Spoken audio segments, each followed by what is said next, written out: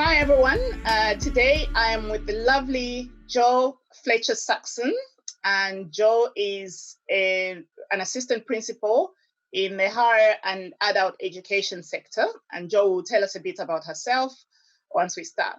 My name is Amina Chitembo, and I am a leadership development coach, and I'm also a researcher. I'm doing my PhD at De Montfort University, where I lecture part-time as well. So today's session being heard in leadership. My main aim with these sessions is to just bring women who are in leadership or who are in a position where they can share with other women what it is being in those positions and how we can encourage each other, have a laugh, have a chat, and also just educate. So before we go any further, I'll ask Jo to tell us a bit more about herself.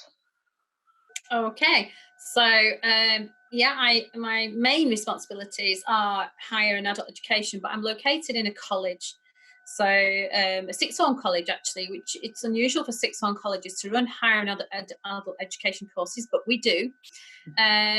So we're part of the broader further education sector, even though what I run is a lot of higher education programs. So yeah, it's a complex world. I've actually been at this institution for 23 years, but had lots and lots of different roles at the college now. So I've worked my way up from part-time tutor, to the role I've got now, and I've worked in other colleges and so on as well. But yeah. Oh, lovely. Yeah. So in terms of, for those that don't understand what further education, higher education, and adult education are, would you mind just sharing a little bit more about that? Yeah, gosh, I know it's such an unusual landscape. So as a college, we take students who have left school at 16. So they would be doing A-levels or BTEC diplomas, that kind of thing. But also in our college, we take students over 18. And so in my area, we have courses such as functional skills. So for people building up their English skills at quite a low level, maybe entry level, right up to we've got postgraduate teacher training courses, for example. So yeah, college environments offer all sorts of things actually. And then some of our students will stay with us to do their degree. Some will go on to university, in a sort of more traditional way to study for their degree.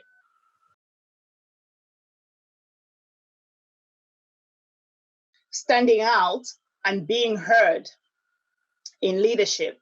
And we know that statistics have shown that there are many women who are sort of like in middle and lower management positions. And it can be quite difficult for women to move up, and when they move up as well in terms of support. And in this context, we are looking at leadership within the educational sector, but also just in general leadership in terms of, you've just mentioned the wealth of experience that you've had for the number of years that you've worked in terms of where you were. So I'm really looking forward to hearing more about what you've got to share with us. So I'll go on to the first question. What does it take for a woman to stand out and be heard within leadership? Okay. I'm laughing because I'm just thinking some of my colleagues might be thinking, gosh, she gets heard too much, but you can never be heard too much, I think. Well, I joined the senior leadership team when I went back from maternity leave. That's when I started it, at that sort of level. So straight in from having a year off with a young baby and dive straight in at that kind of level. And I think that is a message to women, because I think some women with young, children may feel, oh, I can't do it now, but it is possible.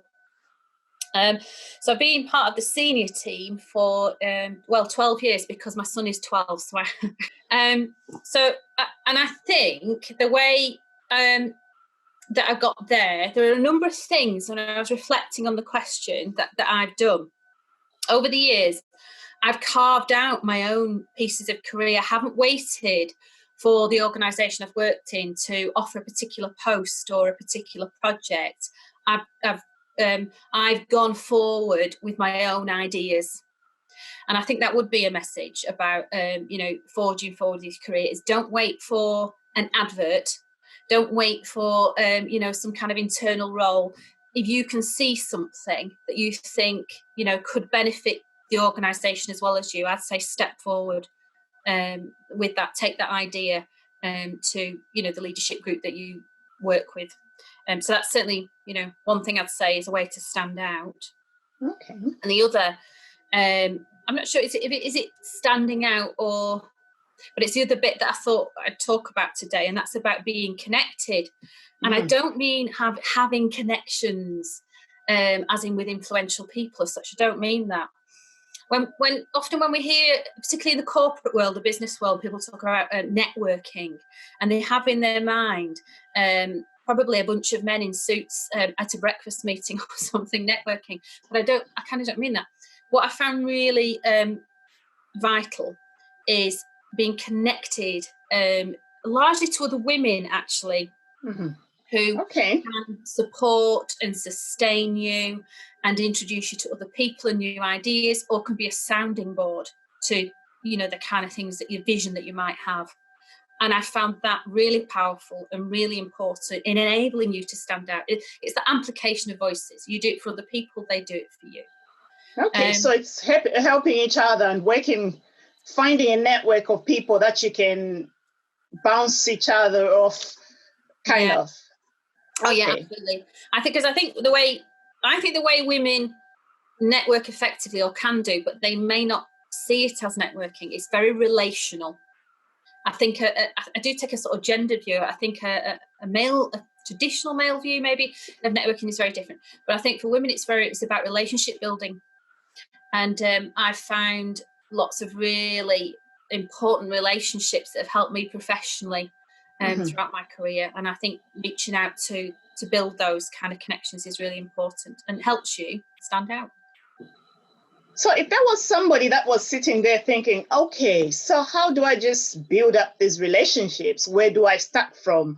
And, without feeling a bit uncomfortable, what advice would you give? Well, do you know, this is really funny that you're asking that, because it's happened today. So I, as you know, decided I'd throw myself onto LinkedIn. I haven't been using LinkedIn very much. I use Twitter a lot for professional networking, and I met you through LinkedIn. Now, just because I'd suddenly landed on that platform, somebody contacted me, and she's in a college, she's in a role, and she wants to sort of develop a career. And she just said, do you mind spending some time with me talking about careers? It's not something that I'd ever offered myself as a coach or anything like that. She just said, and I said, yeah, that's fine. So we've had a chat, and I've learned quite a bit from her as well. But I thought, gosh, she's really good. And she's the second person in 2 weeks to do that with me, just to reach out and ask. And I thought, that's really good. And I've learned from them, I should do that more. I've done it probably more with a network of people, but these were women who were just directly finding people and saying, can I talk to you? So I think that's brilliant. Go for it. And the places to find those, people you might want to talk to are social media platforms. It's interesting, because I'm just about doing my research now, and today is when I've been on LinkedIn for some time, and I do have quite a lot of connections, almost 10,000 connections. And I do get a lot of people coming, sort of like asking questions and things like that. And I think there's a system on LinkedIn where they look at your skills and they send you people with questions. So sometimes I respond to questions, I don't even know who's asking them, but they come up on my screen because I've probably volunteered to something like that. Yeah. But I've never really thought, for my own sake, to go and reach out to people. I have also been lucky enough, and I've got quite a few interim roles through LinkedIn where somebody just comes and say, oh, I'm looking for somebody to go and do this. Can you actually go and do it? And whatever. And then you interview, then you're in. And I've never really thought about the power of doing that. And now I'm in a position where I am needing to go and seek out people, certain types of people, so that I can interview them for my research. And I'm finding myself going to tick on, snooping on people more or less, which is like, I've never really thought about doing that. I was just thinking that the person I spoke to today, once we'd had a chat, I introduced her to a few practical things she could do. And then I just posted on Twitter, actually, and just said, can I introduce you to? And I posted what her interests were. And within seconds, she was being bounced all around all people in her field to just connect, be able to talk to people, connect with people. And that's what happens. So, I don't know where it'll go from there. I can't guarantee or anything. But at least it's a start. It is a start. Moving on into the second question. Right. So autonomy and leadership. You mentioned something around autonomy and leadership. So I thought I could ask you to just tell us a bit more about autonomy and leadership, because when you're in a leadership position, there's a lot about responsibility as well as autonomy, and what does that actually mean? And what can you tell us about that? Being accountable and so on. Well, I think probably I wanted to just talk about it from two sides, autonomy. I think if you work in an environment where there is a culture of trust, high levels of trust, then that autonomy can follow. Now, you might have to seek out organisations with cultures like that. But if you are in a position where you can trust others and give them autonomy, then that's, obviously people can flourish rather than that very performative style of management. And I don't know, I suppose it could be biased in terms of the gender, but, I do see some powerful examples, of autonomy in a number of the places and spaces that I work with. And there's lots where there's high level of trust, that's part of the culture of the place. Then people can thrive. They do step up with ideas and come forward with ideas. So we're talking about giving people the autonomy to do what they need to do. Yeah. As in delegating or distributed leadership way, avoiding micromanaging kind of thing. Yeah, that performative style. That's not to say people aren't accountable at all. We all have to be accountable, don't we, for, to whoever our managers or funding bodies or whatever. It's not about that. It's that more collaborative style of working, I guess. So yeah, that's what I'd say. What would you say, Jo? What would you say was your leadership style? Oh yeah, I don't know. It's definitely collegiate and collaborative. That doesn't mean to say I can't be kick-ass when I need to be. I can be, and I'm sure people who work with me say, yeah, she can be. But you just can't move on without. For example, I've moved from that middle management to that senior level now. So I am not the person every day in the classroom. If I don't call upon the experience of the people at the middle, then I'm failing as a leader, I would say. So, and that's another thing, actually. I think sometimes people in middle management roles don't realise the power that they have and that they can harness. And if I look back to my years in middle management, I probably had quite a bit more control over what was going on than sometimes I have now, to be honest.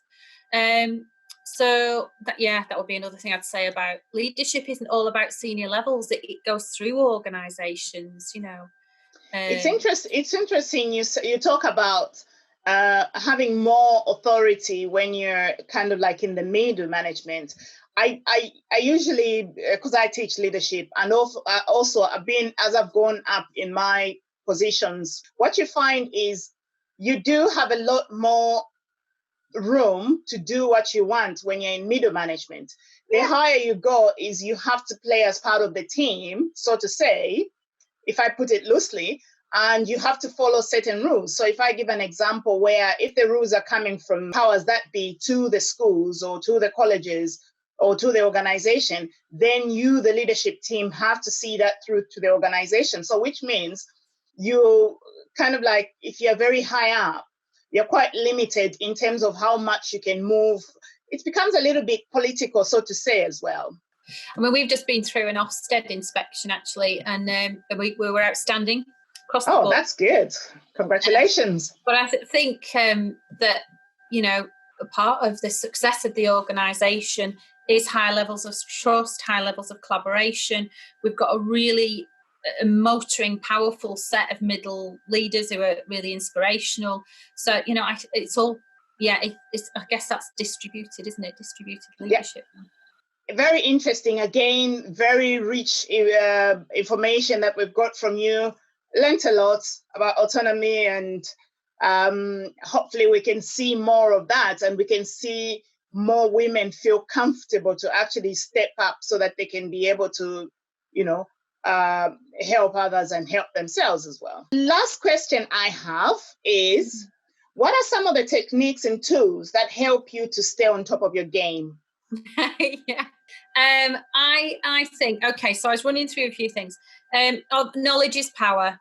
So knowing the landscape for your sector is crucial. You might get that through your professional organisations. You might get that through the connections and networks that we've talked about earlier. So, knowledge, that certainly would be my first tip. Keep building your knowledge. My second one is professional learning. Always, always, always. All the opportunities you can think of for engaging in professional learning. Now, the last few months, I think there have been really fabulous opportunities for professional learning. I don't know about in the health sector, but certainly in the education sector, there's been so much put out there free, actually, digitally. And so I've I signed myself up for a course with Leeds Beckett, a free course. Well, it was a lecturer from Leeds Beckett. She was doing a free open learning course about social change. I've been to a few coaching sessions with somebody, I think he mainly works with the health sector, actually. I've done some digital learning. So, I've just thrown myself at new experiences. But I think doing that, as much as you can fit in regularly is another way to keep yourself at the top of your game. The third one I thought is allies. I say this a lot to people. You find your allies because they are the great sounding boards, but they are also the people that might be able to help you get something through the boardroom or that kind of thing. So, and of course, we know what the opposite of allies so is. When you talk about allies, would you just elaborate a bit on that? It's perhaps the people that share your vision and enthusiasm. They're kind of on your side. So they're going to be helpful, work with you to realise some kind of new thing you're trying to roll out, whatever that might be in your particular sector. Because often you'll definitely find people who are not. So know who's who. I was listening to Sandy Toksvig talking recently about the Women's Equality Party, and I think she used a phrase something like it's winning the argument, not winning the seat, or something like that. And I thought that made me think of sometimes, the winning the argument can be more important. And I've been in situations where the thing I wanted to happen, I got it to happen, but it didn't necessarily look like it was coming from me. I channeled it through in another direction. Being tactical, so to say. Yeah, being tactical. I won, got my way. But so sometimes it's not always. That's another thing about finding your allies. Yeah. So that's just and these allies don't, earlier on we talked about not men in suits and stuff like that. When it comes to allies, it's everyone. Yeah. Is it? Yeah, absolutely. It can be at all sorts of levels, really. Boardroom navigation, we said we'd say a bit about that, didn't we? I think one of the best, or even relationships with your line manager, some of the best tips I've had is about how you enter those spaces. So if you are in a role where you regularly go for meetings with your line manager, who might sit on the board or something like that, is you control the agenda. Write up all the notes about the things you're going to say first, and you take it in with you, so they don't have to do any work. They don't have to do the work and take the notes because you've already written them. But it's something about taking control. So you might feel in terms of the hierarchy, you're going to report to, and that can put you in a funny space. But actually, if you can take control, set out the agenda, maybe look at what they want to talk about, but you may well be adding things too. But take your set of notes ready, even typed up ready. There you go. I think, taking that kind of control in those kind of relationships is really powerful. Okay. I mean, in boardrooms as well, sometimes it depends what kind of environment it is. I'm on a board, there's two of us as women, the rest as men. You have to just find your techniques for your voice literally to be heard sometimes. But again, be prepared, present your papers. You might even pop around and see if people have read them beforehand. Who knows? It depends on how much influence you want to have. but approach it expecting to be heard. I would say is that. And then my final sort of, no, I had two more little tips is think I can rather than your default position being, oh, it's really hard. I don't know how I'm going to do it. You know, begin by thinking I can. Only today I was trying to set up breakout rooms on Zoom. Well, they might do now. Yeah, so I was trying to work them out and the settings weren't right. Now, what I defaulted to was messaging a techie friend. But he knew no better than me anyway, and he just Googled it. I thought, oh, why am I even asking him? And it wouldn't really work out. And I just did it. By the time he got back to me, I'd sorted it. But that's because I fell into that pattern of, oh, it's so hard. I'm just, actually I could do it, and I can, and I did. So I think sometimes we have to remind ourselves, yes, I can. It just feels hard. Yeah. And then my final one is, I think it's particularly for women, is don't preface things with, I'm sorry, I don't mean to, would you mind? All that kind of language. And we put it in emails. You see it in emails. You hear it. And sometimes I've reflected back to people saying, this is what you just said. This is what you just said. I have to do it to myself, so I have to check myself. It's almost like we've been conditioned into ingratiating ourselves into spaces with the language that we use. So I pay attention to the language that you use in your communications, if they're on email or even, verbally, and try and avoid that apologetic stance to begin with. Tara Moore has written a book. It's similar to Lean In by, is it Sheryl Sandberg? So they kind of like talk about the same thing, but from two different angles. And one of the things Tara Moore said is a task where if you say sorry, you pinch yourself. How many times can you pinch yourself in a day? And also the other thing that you mentioned is doubting yourself and your own abilities.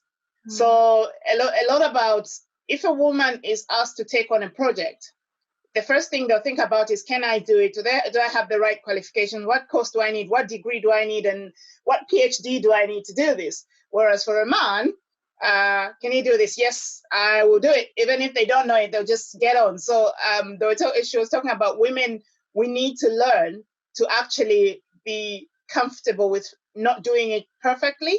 Yeah, comfort in the discomfort, absolutely. Yeah. So we always want to make sure it's, it's perfect, and life is not like that. We know how it is. You grow up and suddenly you're a wife, a mom, or whatever, and you have to learn life as you go on. We don't think about that. But when it comes to professional life, we always want to make sure we have the right qualifications, right papers. Some risks, Yeah, so bonus question. If there's somebody, I had to bring in that one. If there's somebody out there who's watching this and thinking, I'm not sure, should I go into this sector, or what sector do I go to? Oh, I just need a change of career. Oh, I have a passion for teaching. What would you tell them about your sector? Oh, well, it's in my blood. So obviously I've got to be tremendously passionate about the whole world of teaching. I think working in further education in that post-16 sector is just amazing. Whether you're working with young people or adults, or returning mature students, there's, so many opportunities at so many levels that you can work at. If people want to teach, they can do a postgraduate certificate education or a cert ed. Some people just do certificate.